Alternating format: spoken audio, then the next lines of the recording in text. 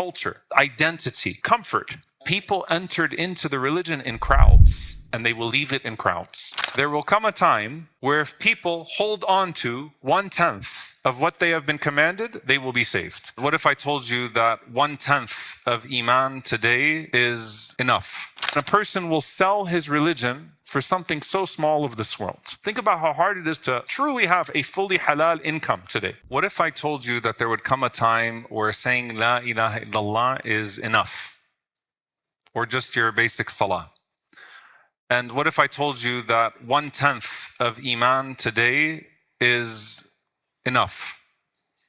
There are certain texts, subhanAllah, that if you read when the Prophet ﷺ is talking about the Day of Judgment and the signs of the Day of Judgment, if you don't contextualize them, then you can either walk away from them very complacent or very scared. And subhanAllah, this first segment, bidnillahi ta'ala, that we're going to be going over in this next theme, it actually leads up to a hadith that I was asked, subhanAllah, coincidentally by our brother Yaqub Ira, who is still in prison. May Allah subhanahu wa ta'ala free him. Allahumma ameen. If it was authentic, because he came across it in one of the books in prison.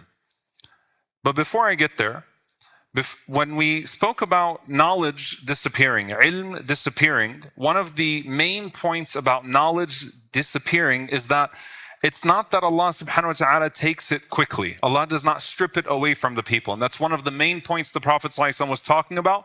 But Allah subhanahu wa ta'ala allows for the scholars to die one by one until no scholar remains. And so it's not a stripping away, but it's a decay.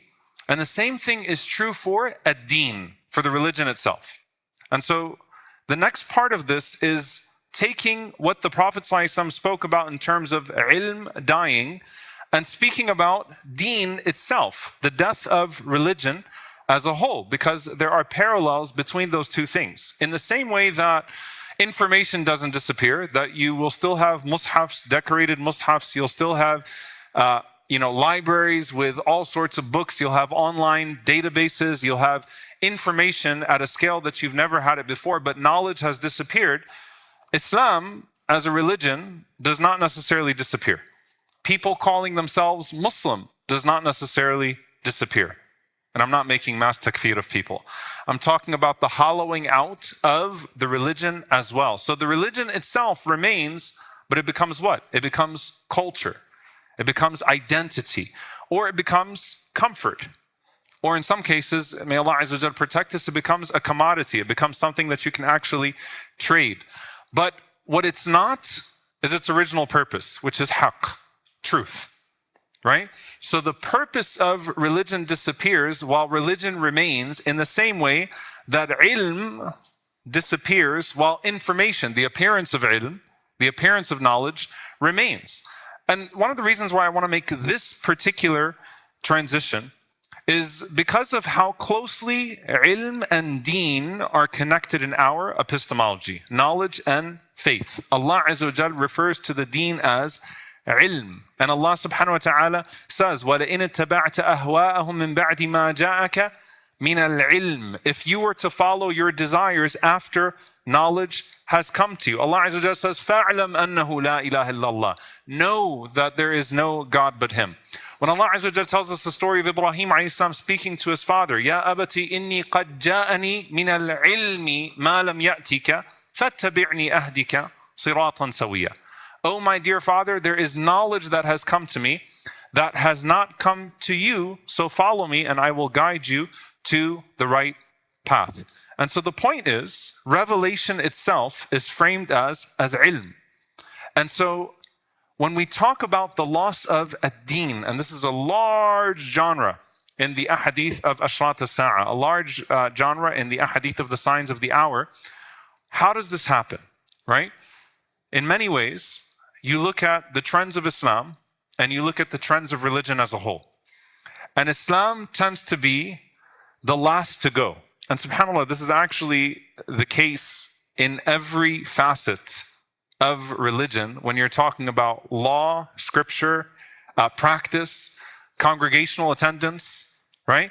Islam is always like holding on longer than others do, and it survives longer than other religions do in a society because it has more to it. It has more to it. It's harder to manipulate because of just how clear it is, right? You really have to be dishonest in order to subvert its authority. And so people hold on. And so you'll see that if overall religious attendance is declining, the Muslims are still a little bit better. You'll see that if society is this way, the Muslims are just a little bit better. And of course, it varies from category to category. However, what's happening to religion in the 21st century, and what is the trend of religion? Religion is becoming secularized to a point that the fastest growing religion in America is called what? If technically it would be Islam if you're talking about organized religion, but they call them the nones, right? It's agnosticism. It's, yeah, there's a God, but religion is vibes and how I feel, and I like this part and I like that part, and I can mix a little bit of this and mix a little bit of that, and I can access and appreciate this particular text from this religion, and so I can mix some of this and mix some of that. And so ilm is actually what governs the objective nature of religion. Does that make sense? It's the ilm, it's the yaqeen in the ilm, the knowledge system itself that allows for the deen to remain protected. Otherwise, Allah Azza wa Jalla says, وَلَئِنِ اتَّبَعْتَ أَهْوَاءَهُمْ, right? أو أهواءكم. Or if you follow your desires, right? Then the self leads and not submission, which is what Islam is meant to be. So religion becomes aesthetic, it becomes feel good in its nature. And at the end of the day, the problem is no longer with what's being delivered, the problem is actually with the receiver. And so as we go through the series, we're going to go between what's being given and what's being received, because there is a correlation between the two things. When people don't care to know the truth anymore, then truth is no longer the ultimate guide in how they approach religion. And so I'm going to go through some of the ahadith bi'idhnillahi ta'ala of how the Prophet ﷺ spoke about how religion is approached as time goes on. The first hadith, the Prophet ﷺ says in Sahih Muslim, بَادِرُوا بِالْأَعْمَالِ, hasten to do good deeds. فِتْنَةً كَقِطَعِ اللَّيْلِ الْمُظْلِمِ, before tests and trials come to you like pieces of a dark night. يُصْبِحُ الرَّجُلُ مُؤْمِنًا وَيُمْسِي كَافِرًا أو يمسي مؤمنا ويصبح كافرا يبيع دينه بعرض من الدنيا. The Prophet ﷺ said that there will come a time that a person wakes up and is a believer, is a mu'min, and then they go to sleep a disbeliever. Or they go to sleep a believer, but they're already a disbeliever by morning, and a person will sell his religion for something so small of this world, will trade his religion for something so small of this world. Now, is this talking about the individual or the community? If you guys want to pray Isha on time, you're going to have to interact, because I have a lot of material to cover. Is this talking about the individual or the community?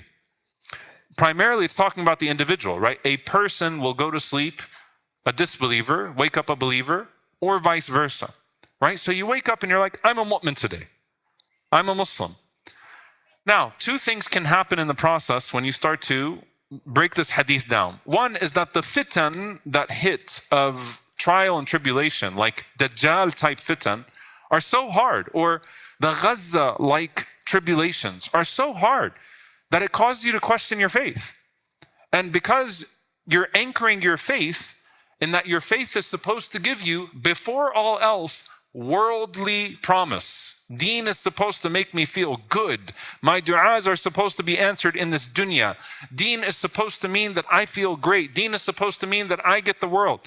Because that becomes your primary goal when approaching religion, the moment that that becomes flimsy, you know what, forget this deen. And the Prophet ﷺ is saying that the scary thing is it can happen within a day.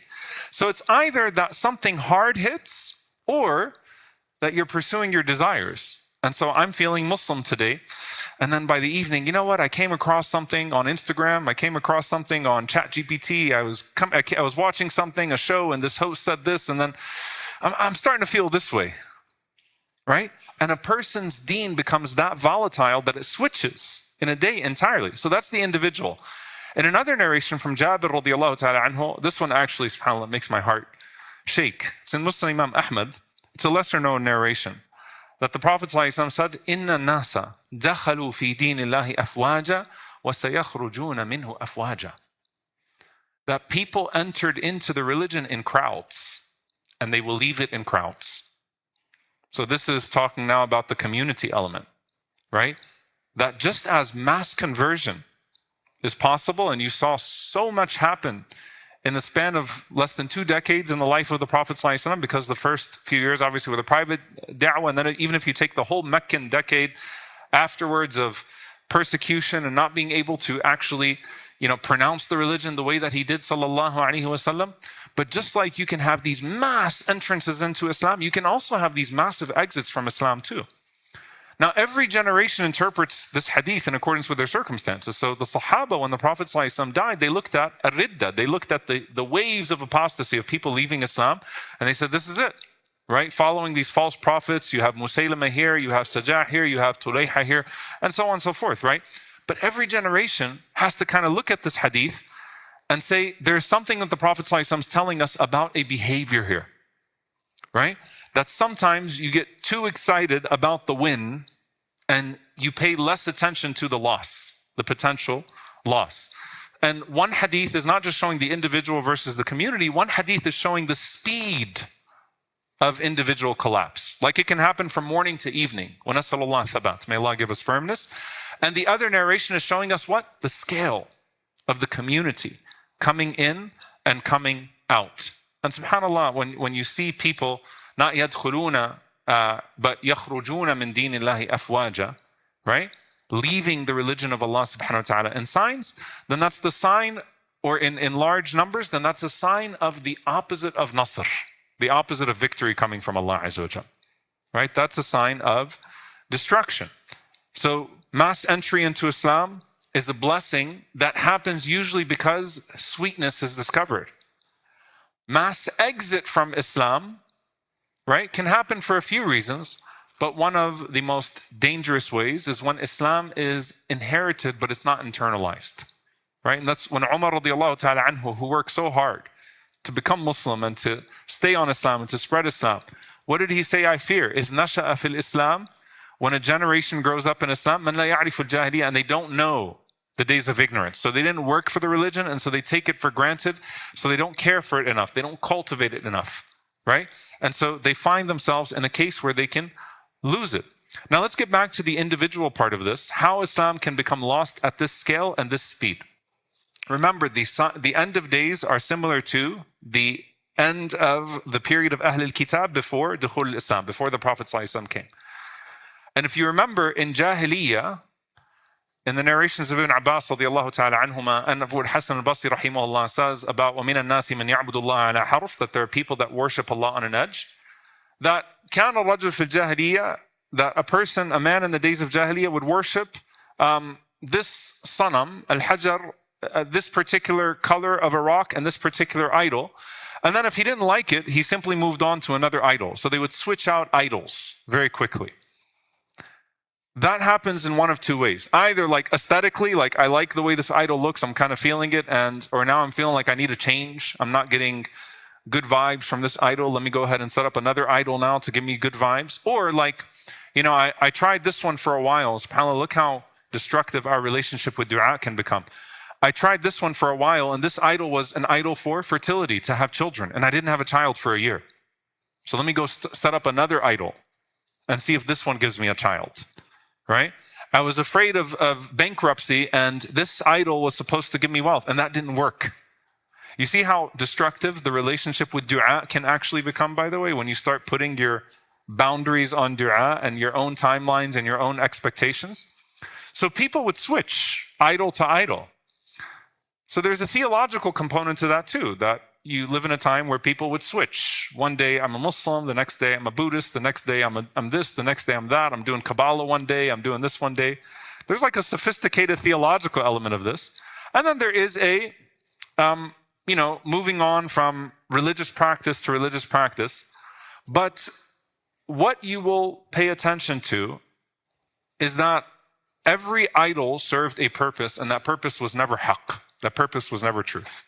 Right? It was tribe, it was fear, it was fertility. And if you read about the trajectory of modern religion, it's spiritual consumerism. It's literally spiritual consumerism is what it's called. And so I'm going to borrow the calm of the Buddhists and the chosenness of the Jews and the aesthetics of the Methodists and some of the verses of Quran, from Islam and some sayings from the Prophet ﷺ. I'm going to mix it all up. Whatever serves me in the moment, I'm going to do that. That's what modern spiritual consumerism becomes. I like what this guy is saying. I like what this preacher is saying. I'm going to take this. I'm going to take that. So truth no longer becomes the qibla, no longer becomes the orientation. And that is a return to idolatry in a different form.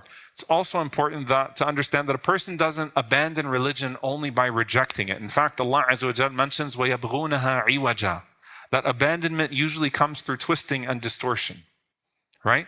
Not outright rejection. And so once religion no longer is about truth, then it's a tool, and you effectively become the God that's shaping religion in your way.